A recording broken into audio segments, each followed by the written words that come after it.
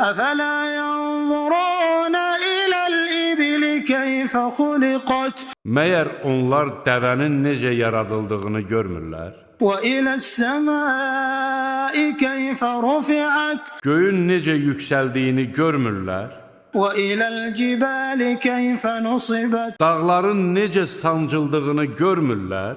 وَإِلَى الْأَرْضِ كَيْفَ سُطِحَتْ Yerin necə döşədildiyini görmürlər?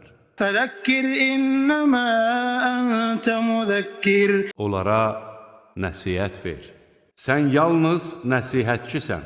لَسْتَ عَلَيْهِمْ بِمُصَيْطِرٍ Sən onların üstündə hökmdar deyilsən.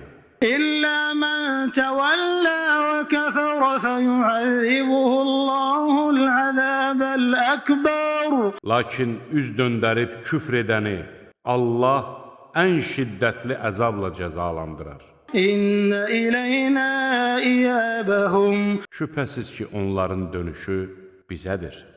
Thumma inne aleyna hisabahum Sonra onları sorğu-suala çəkmək də bizə aiddir.